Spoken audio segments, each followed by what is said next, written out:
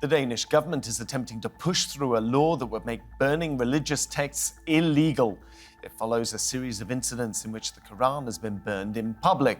So, why did the law take so long, and will Sweden follow Denmark's suit?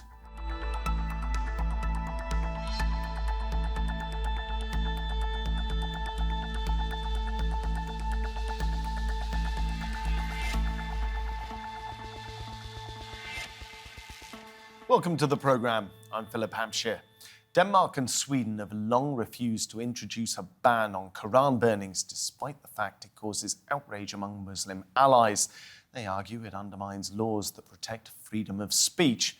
But that stance appears to be shifting. The law the Danish government wants to push through Parliament would see anyone guilty of mistreating an object with major religious significance fined or sentenced up to 2 years in prison. Denmark has called the law a targeted intervention. It follows a stunt that saw Danish nationalists filming themselves burning a Quran in July. That led to Iraqi protesters trying to storm Denmark's Baghdad embassy. Iran has recently summoned Danish and Swedish diplomats to complain about Quran burnings. And Turkey has been highly critical of Stockholm during its attempt to join NATO. However, it's the security of citizens that seems to be forcing Copenhagen and Stockholm into action. Swedish Foreign Minister Lars Løkke Rasmussen has suggested that there have been dozens of demonstrations, including some with Quran burnings in front of the embassies of Muslim-majority countries in recent months. The Danish security services say the incidents have put the public at risk, and while Sweden is refusing to introduce an outright ban on the burning of holy books, it is looking at laws that could stop it happening if there is a perceived threat to national security. Sweden's security agencies have also raised the national terrorism threat level to high this month.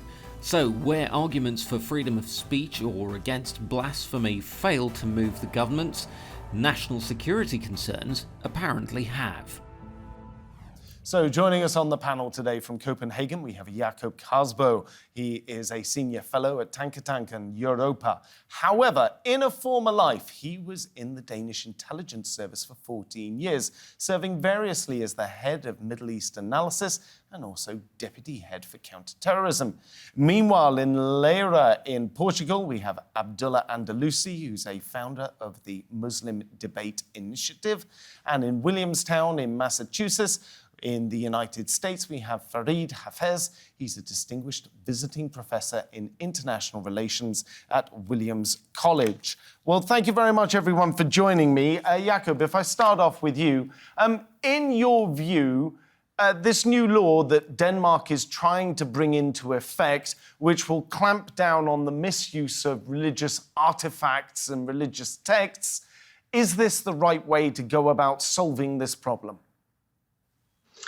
Yeah, well, I'd say I'm not a legal expert since I've been an intelligence officer for most of my professional life. So I would say this: it's important, I think, that we stop this possibility to desecrate and burn Qurans and humiliate important religious symbols in public. And I think that's what it's about. Whether this precise law is the right approach or whether existing law could have been used, I'm not an expert on that. We've had an anti-blasphemy law early on that was abolished a few years ago. That might have served the purpose as well. But now, at least, we're having a new law introduced that will, make it possible to stop these Quran burnings. Abdullah, what do you think of this new law coming into place in Denmark? I think it's. I think it would be in line with, you could say, the kind of principles that Islam tries to engender in debate and discussion between people of different belief systems, different ways of life. The point of free speech, quote unquote, in the West, anyway, as an idea, it was meant to be ostensibly for the pursuit of truth, not for gratuitous insult. And the Quran also kind of advises Muslims or commands Muslims not to insult the idols, the idolatry of other people's religions or belief systems, lest they insult God in return. And so this is kind of like a principle which is I think something that we could all benefit from, whereby we can have debate, we can have discussion, we can have robust intercourse with ideological points, intellectual points, but let's stop at gratuitous insult. Let's not, just for the sake of it, inflame tensions, create inter-community rancor and hatred. That doesn't serve any purpose at all whatsoever. Fareed, is that how you see it as well? Well, I think, there are different perspectives you can take. On the one hand, there is the argument that this is a backsliding of certain liberties that people have achieved in post-Christian countries. Which is like, defending the freedom of speech on the one hand, which was obviously won against also an oppressive church. But on the other hand, there is this idea that, yes, there is a marginalized group, obviously, that should be protected in its religious feelings, where this seems, to feed into. But I believe, the whole rationale, given that, as it was already mentioned, the law outlawing blasphemy was just abandoned, it seems to be that there is more a foreign policy rationale behind that. Especially in Denmark, we remember the times of 2005-06 when there was the cartoon crisis, and there was a huge outrage in a lot of the Muslim countries, where you had, on the one hand, Muslim clergymen, but also Muslim leaders of state who would basically, mobilize folks around this theme of depicting the Prophet in an undesirable way, and you had Danish products being banned and boycotted in several countries. So I think this is really what is at the heart of this debate here. Jakob, you would have been in the intelligence services during that whole sort of cartoon scandal, as it were, as it exploded around the world and people got very irate about it. What was your take? Did that make your job harder, or was it, if you like, a flash in the pan that disappeared pretty quickly afterwards? Well, it took a long while, actually, and the terror threat levels were raised to the highest point we've had, and that took a long time.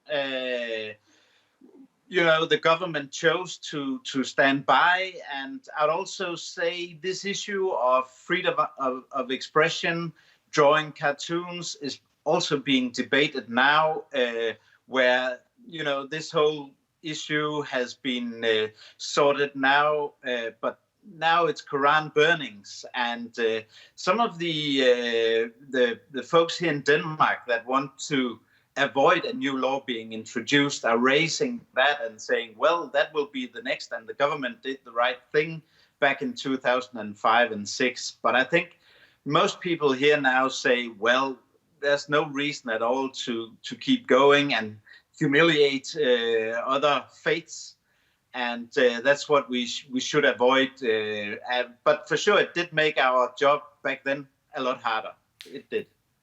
Keeping with you for a moment, Jakob, given that Denmark is looking at putting in place this law, they haven't passed it yet. Meanwhile, Sweden said, no, we're not going to do this at all. For you, is this a security issue? Sweden, for instance, has said that they've gone to 4 out of 5 on their terrorism, if you like, DEFCON status, their expectations of whether there could be a problem, whether it could be from extremists of any group, even those people who are burning the Qurans themselves, that they could try and escalate to another level. So for you, is this a security concern? Well, it's very much a security concern. We've seen Al-Qaeda, name Denmark and Sweden as the priority targets for their followers. And you mentioned the level of terror level 4, which is serious. And I've said that I think it's 4.9 actually, because the threshold for moving to 5, which is very serious, is precisely that. Then you have concrete operational planning, and we're just the phase below that. Coincidentally, Denmark has been on level 4 for a long time, whereas Sweden only raised it recently. But I would say both countries are in a relatively precarious state. For me personally, it's not only about the terror threat here and now, but also this whole thing of going the extremist way, because the extremists, they use this, they exploit it. And the only way that we can get less extremism is to show respect and to show that we are not against Muslims, because this is the way it's being portrayed by the extremists. So, you have to separate the extremists from the local population, and that's precisely why I think we need to avoid it now and in the future. Abdullah, these provocations as they happen, obviously they've led to Denmark looking at putting in place some kind of law with regards to book burnings. Sweden, on the other hand, looked at this and said, well, there's nothing we can do. It's in our constitution. They've got a constitutionally enshrined right to freedom of it's freedom of speech. So what would you like to see in those particular cases? Well, we see in Europe, many European countries ban a whole number of things that they consider to be taboo in whatever culture they perceive, usually secular culture, in the era of nationalism, that is usually flag desecrations. So flag desecrations, where you burn a flag, is prohibited in a number of countries: France, Poland, Spain, Finland. In Germany, Switzerland, Greece, Spain, and Austria, you can get prison sentences for burning the flag there. But there are also countries, such as the country I'm in now, Portugal, where if you make an insult motivated by religious belief, this can also get you a 1-year prison sentence and a fine. So there's also, of course, anti-hate speech laws against racism and so on and so forth. So Europe already has a whole bunch of laws that outlaw expression, destruction of property, of your own property. If you buy a flag of the country that you're in and you just burn it, it might be your property, that flag you bought, but you're not allowed to do it because it is desecration. So Europe already has taboos that it protects by prison sentences, taboos which do not concern violence. And so in this case about Denmark, really the debate is, do Muslim taboos, Muslims who are citizens of these countries, do their taboos also count as European taboos, as well as taboos of their host societies? A lot of the debate around this matter is anti-immigrant feeling. It's the fear that there's some quote-unquote takeover of a foreign religion or a foreign people. And so these kind of far-right extremists are trying to inflame sentiments. They want reaction, and most likely a violent reaction, to immigrants. So there's a whole host of reasons why many countries can prohibit such inflammatory kind of actions, even if it's not just for desecration, but also for public order laws. So that really goes. So the question is, do Muslim taboos of citizens in Europe count equally to their fellow European citizens? That is the question on the table. Fareed, from over in the United States, where they have a very, very different view on freedom of speech than Europeans do with regards to where the boundaries are on this, how is this debate viewed from over there? Well, I mean, I think I'm more leaning towards the US way of dealing with those issues rather than the European. So I am originally from Austria in Europe.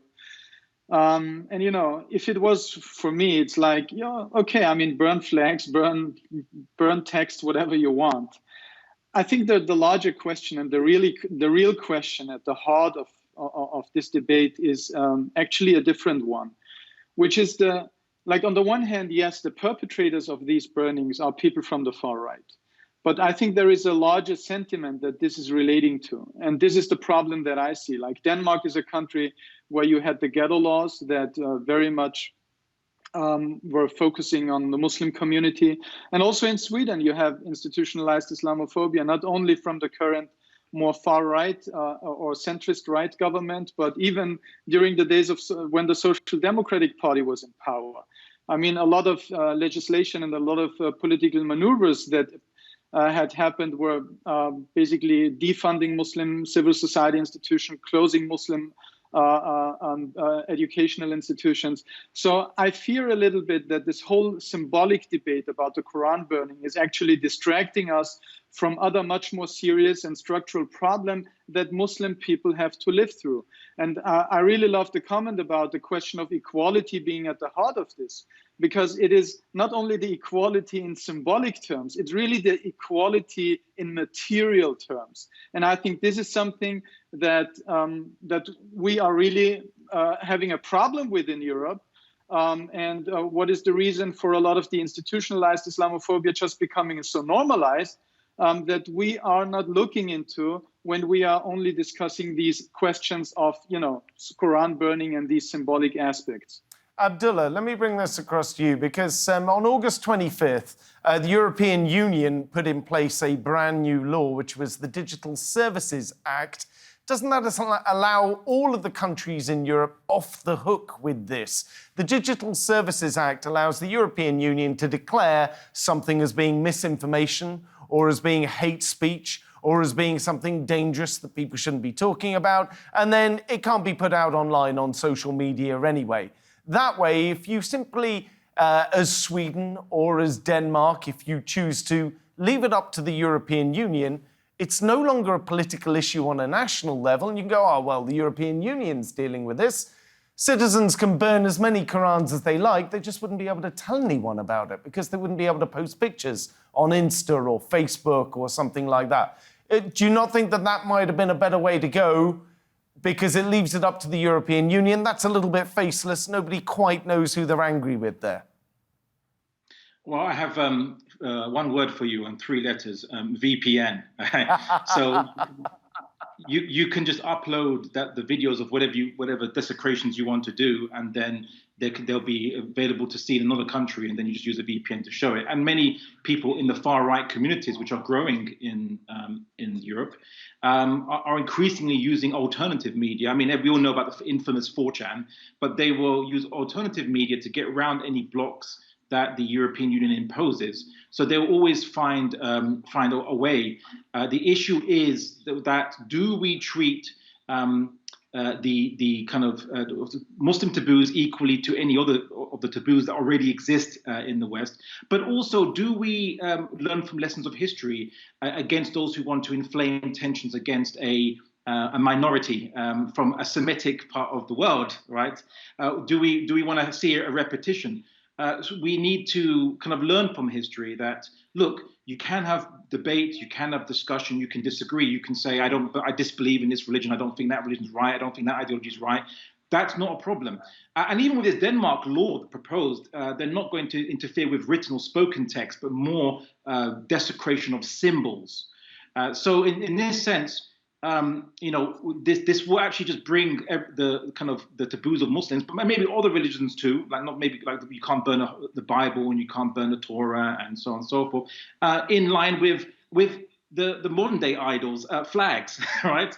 So how comes flags are more sacred than holy books, when holy books give more instruction about morality and how to behave and actually define more your personality than a simple piece of cloth with some colors on it, right? So I think we should really kind of keep that frame in mind, is that Muslims are citizens too. They need to be treated the same as other citizens. Muslims are not looking for any privileges at all whatsoever, merely to have our taboos included in the whole host of taboos that already exist in the West. In essence, the West is just updating its taboos to reflect its more modern community. Jakob, is there any indication in Scandinavia that this is fueling extremism, or is this a byproduct of the extremism already being there? Well, it is. I would say it is fueling it to a certain extent. I mean, we see the extreme right wing acting as the provocateurs, and that's also strengthening other extremist currents. And the way this has been played out in much of the Middle East has been these pictures of Danish and Swedish police protecting the right-wing provocateurs that are burning the Quran, because that's what law obliges our police to do. And that's, I would say, highly, highly unfortunate. And that's also one of the reasons why this law is being debated in Denmark, because we feel like we are protecting someone that's a small minority that is feeding off provocations, and that's also why we're seeing there's big public support behind the new law. Every indication talks about 80%. I saw this morning was something like 80%. And when can you ever get 80% in Denmark for anything? That's very unusual. So it just tells us, it's a small concession, to do something that makes sense. Fareed, we've had some indications, you were hearing there from Jakob about one of the indications, but we've had plenty of polling done in both Sweden and also in Denmark as well, asking the general populace, look, we have freedom of speech laws, we're going to amend them now to make the burning of various books illegal across the board. Whenever those polls are conducted, it would seem that the general public are in favour of not allowing these kinds of provocations. From your perspective, do you think that's a good idea? But also, the reason that you have these freedom of speech laws in the first place is so that Muslims themselves and other minority groups can't be challenged on the things that they might say, and then somebody comes along and says, you're in violation of this particular blasphemy law from 1350 relating to Christianity or something obscure like that. Yeah. I mean, look, yes, you're absolutely right. I mean, there are majorities in those countries who would opt more for the restriction of burning holy scriptures. And I think that shows in a way, because I believe at the end of the day, this is a very immature way, of trying to criticize something. Like if you have a problem with any current of religion. It's purely for the provocation. Yeah, it is a provocative act, obviously. And, also the history of Europe tells you a specific history. Like when the Jewish community stands up and says, well, this is a hate crime, they relate to a certain history where their books were burned before they were burned, right? Before they were annihilated in the concentration camps. So there is also this side of, book burning that is part and parcel of European histories, of modern day histories. So I think there is a good argument to make here. But at the other side, I feel that I would champion much more a libertarian view of the state, because I don't want the state really to discipline my way of behavior. I mean, the same state that is the source of anti-terrorism legislation that is very much harming common Muslim folks, not those who are violent, but common Muslim folks who are organizing themselves. It is the same source that is now, the one that is trying to discipline people of what they can do and what they cannot do. And I think the maturity of a society can be shown in the way that they behave. And I think the way how Swedish Muslims have reacted to those kinds of provocations has been also a very mature way. And at the end of the day, it shows the people like who is here in a civilized way of articulating their own positions and who is not. Abdullah. Yeah. Well, if you don't want the state to kind of have any regulatory effect on your behavior, that's not a libertarian position. That's an anarchist position, because that's exactly what the state does with laws. It regulates your behavior in a whole number of ways. I think the issue is this. The less, the better. There's a thin line between libertarianism and anarchism, but let's not get into that debate right now. I think being in America, you've drank too much of the local Kool-Aid, as they say, on freedom of speech. America's a different circumstance to Europe. Generally speaking, there's so much land there that if you don't like people, you can just go to your own little community, like the Mormons did in Salt Lake City, for example, and you don't have to worry about lynch mobs or riots or people going after you as a minority there. There's enough space to move away from people in America. In Europe, not so much, right? But also the issue is people often confuse limitations on intent to insult with offense, right?